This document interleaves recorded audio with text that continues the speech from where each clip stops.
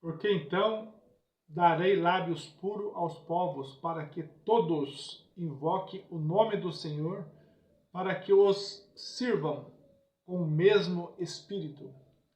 Além dos rios da Etiópia, os meus zelosos adoradores, a filha da minha dispersão, me trarão sacrifícios. Sofonia 3, 9 e 10.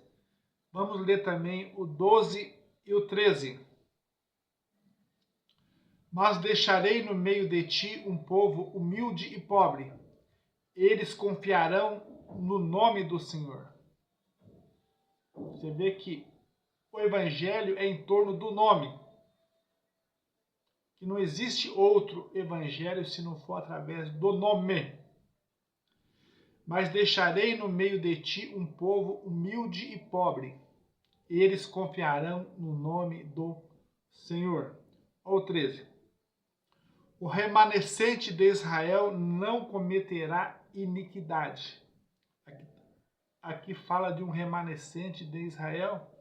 Não fala de um remanescente grego. Não fala de um remanescente romano. Não fala de um remanescente da Igreja da Santa Inquisição. Mas fala de um remanescente de Israel. Estão ouvindo? O remanescente de Israel não cometerá iniquidade, nem proferirá mentira, e na sua boca não se achará língua enganosa, porque serão apacentados. Deitar-se-ão e não haverá quem o espante. Então aqui, Sofonia 3, 12 e 13 fala de um remanescente de Israel, de um restante de Israel. Então nós observando na palavra de Deus, o Criador tem sempre um remanescente. O Criador tem sempre um povo oculto. E muitas vezes nós não enxergamos este povo. Nós muitas vezes não enxergamos este povo. Será que é porque nós idolatramos a nossa igreja? Será que é porque nós idolatramos o nosso líder? Nós não enxergamos este remanescente do Criador na terra? Eu vou mostrar para vocês uma base bíblica. Que um grande homem de Deus não enxergou este remanescente. Se esse grande homem de Deus não enxergou este remanescente, nós vamos enxergar? Às vezes, a vaidade, o orgulho, às vezes não acreditar no milagre do Criador, isso impede nós de enxergar este remanescente de Deus na terra. 1 Reis 19, 10, o profeta Elias disse para o Criador que só ele ficou e mataram todos os servos, mataram todos os profetas. Aí o Criador manda aquela seca na terra. O Criador permitiu que o profeta Elias orasse e mandasse aquela seca na terra. E naquela seca o profeta Elias desapareceu, o profeta Elias sumiu. Que muitos até pensaram, o profeta Elias deve ter morrido nessa seca, nessa calamidade, nessa destruição da terra. O profeta Elias encontra um rio, diz a história. O profeta Elias disse, vou ter vida aqui nesse rio, vou sobreviver aqui neste rio. Mas o que o Criador fez? O Criador manda secar o rio. Quando nós pensamos que nós encontramos conforto, vou viver deste rio. Não, mas o Criador queria que ele vivesse dele, vivesse do Criador. E é assim que o Criador quer de nós nesses últimos dias.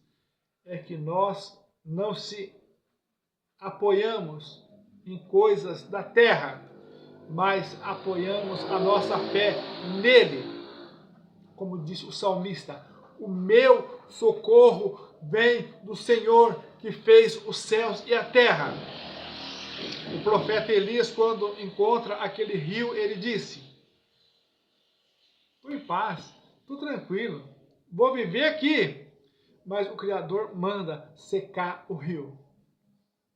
Mas como o profeta Elias viveu então, irmão Nilson? O profeta Elias viveu por causa do Criador. A palavra de Deus diz que o Criador enviava um corvo até o profeta Elias e trazia a ele pão e água todos os dias. Nós vamos estar lendo aqui em Romanos 11, versículo 3.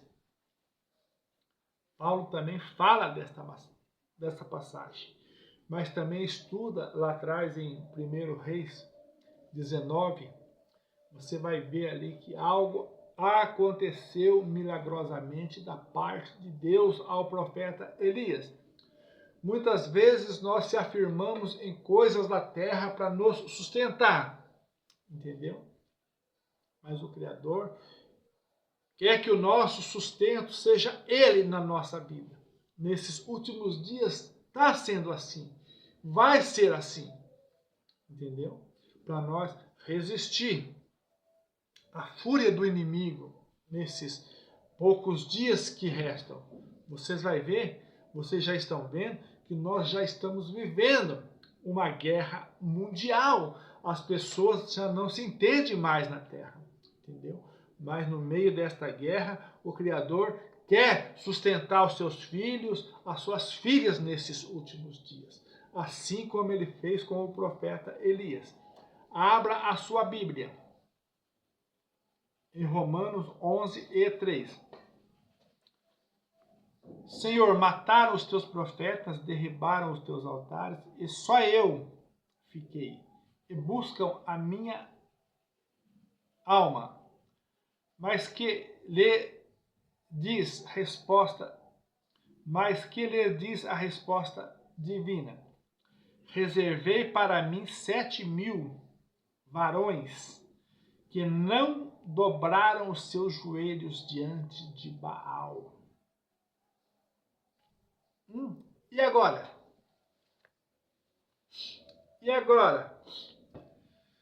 O profeta Elias disse para Deus que só ele tinha ficado. Mas Deus falou, não é só você. Eu ainda tenho 7.000 varões que não dobraram o joelho para Baal. Estão ouvindo? A que ponto pode chegar a nossa ignorância? De não enxergar esse remanescente, esse povo que ainda existe, este povo que ainda Deus protege, este povo que ainda não se dobrou ao Baal. Baal hoje é o Deus da Santa Inquisição, entendeu? O Deus criado na Santa Inquisição. É um Deus que eles vêm lutando desde o ano 70. Vocês viram que no ano 70 eles destruíram Israel, tentaram acabar com o povo judeu, na Santa Inquisição, 600 anos, lutando contra a verdade, lutando contra esse povo que traz os mandamentos, os preceitos do Senhor, e esse povo tem o nome de Deus, entendeu? Mas eles não invocam, irmão Deus. Não interessa se não invoca, mas tem o nome de Deus, porque foi dado a ele. Deus se manifestou a eles. Entendeu? Então, este remanescente existe. Este remanescente existe. E este povo da Etiópia que está em Israel já são 135.000 pessoas dentro de Israel. 50.000 já foram nascidos dentro de Israel e a comunidade da Etiópia já tem um grupo de pessoas se restaurando de novo na Etiópia. Vamos estar ouvindo aqui o parecer da inteligência artificial, o dicionário do Google, falando sobre este povo da Etiópia. Vocês veem que é uma profecia que o Criador chama eles de zelosos adoradores. É um povo que tem que ser observado. E na sequência do versículo, o Criador fala que vai dar lábios impuros para esse povo invocar o nome do Senhor. Então é um povo que tem que ser observado na terra. Vamos ver o parecer aqui da inteligência artificial. A pergunta é: judeus na Etiópia agora, hoje? Vamos estar vendo. A população judaica na Etiópia é atualmente pequena, estimada em cerca de 100 pessoas, com uma pequena comunidade judaica em Gondar e alguns judeus Adeni em Addis Abeba. A grande maioria dos judeus etíopes, incluindo aqueles que se identificam como Falashimura, já imigrou para Israel, principalmente nos anos 1980 e 1990, com algumas ondas mais recentes. Mais detalhes sobre a situação. 1. Comunidades em Gondar e Addis Abeba. A comunidade judaica remanescente na Etiópia é composta principalmente por judeus que vivem em Gondar e algumas dezenas de judeus Adeni na capital, Addis Abeba. 2. Falashimura. Os Falashimura são judeus etíopes que, no século XIX, foram convertidos ao cristianismo e posteriormente voltaram a aderir ao judaísmo. Muitos deles estão tentando imigrar para Israel, onde já vivem seus parentes. 3. Imigração para Israel. A maioria dos judeus etíopes já imigrou para Israel, especialmente nos anos 1980 e 1990, durante as operações Moisés e Salomão. O governo israelense tem permitido a imigração de Falashimura mais recentemente, principalmente para o reagrupamento familiar. 4. Desafios em Israel. Embora a maioria dos judeus etíopes já viva em Israel, eles continuam a enfrentar desafios, como racismo e dificuldades de adaptação. E 5. Adoção do judaísmo por outros grupos. Há também uma comunidade de Beit Avraham na Etiópia que também reivindica a herança judaica, mas muitos estudiosos acreditam que eles se separaram da comunidade Beta Israel há séculos e esconderam seus costumes judaicos. Estão ouvindo? Então fala deste povo aqui também, que é outro povo lá na Etiópia, que no século XVIII, século XIX, se converteram ao cristianismo, ao catolicismo, entendeu? Mas não é se converteram. Ou você aceita ou você morre. É uma decisão difícil. É uma decisão difícil. Então tem também este povo lá, esse Ekshimura. Tem que estudar mais também sobre este povo, mas a profecia, vocês veem que está voltada à Etiópia, que o Criador tem este povo ali, que nós já falamos sobre este povo, que não sabe se é a tribo de Dan, não sabe se é aquele adorador que eles apelidaram de eunuco, que Felipe pregou para ele. E tem mais aquela terceira alternativa, que eu esqueci agora, é a rainha de Sabá, né? A rainha de Sabá, que também que veio ter com Salomão e na época levou uma Torá para Etiópia. E o mais importante, vocês falam que o Criador não fala de mulher? Em Mateus 12:42, o Criador, quando esteve na terra, ele aponta a rainha de Sabá e disse para e diz para nós: a rainha de Sabá levantará no juízo e vai condenar essa nação. Entendeu? Vai condenar essa nação por não crer, por não acreditar. O Criador pega ela de referência, ela sendo rainha nos confins da terra, pega a sua carruagem e vem a Israel conhecer a sabedoria de Salomão e o Deus de Salomão. Estão ouvindo? Pode ser essa origem também deste povo africano ali na Etiópia. Entendeu? Então vocês medite em Mateus 12:42, o próprio Criador falando que esta rainha vai levantar no juízo e vai condenar essa geração. Viu? Porque essa geração é uma geração difícil de crer, de acreditar. Entendeu? Então, se não crer, vocês já sabem. Se não crer, já está condenado. O próprio Senhor Yahushua disse: quem crer e for batizado será salvo.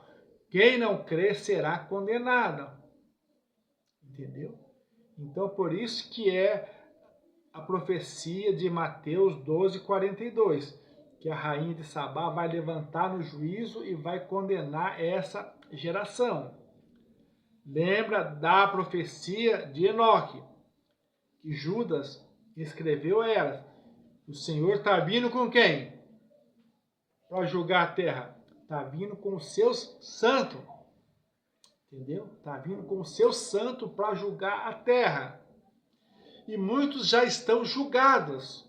Vocês sabem disso aí. Muitos já estão julgados. Vocês vê aquele versículo lá de Apocalipse. Ficarão de fora quem? Os cães. Ali está um monte de gente que já vai ficar fora. Entendeu? E no versículo, quem crer e for batizado será salvo, e quem não crer será condenado. Então vocês veem que muita gente já está condenada por não crer, por não acreditar. Vocês estão ouvindo? Então estude mais sobre essa rainha de Sabá. Comece o estudo ali em Mateus 12:42. Vocês vão ver que é a promessa do Senhor Yahushua. A rainha de Sabá levantará no juízo e vai condenar essa geração incrédula. Entendeu? Porque eles não acreditam que o Criador se fez carne e habitou no nosso meio. Eles não acreditam que o Criador esteve no nosso meio e pregou para nós. Eu e o Pai somos um. Entendeu? Entendeu? Eles não acreditam desta maneira. Então a rainha de Sabá vai condenar vocês. A rainha de Sabá vai fechar o caixão de vocês.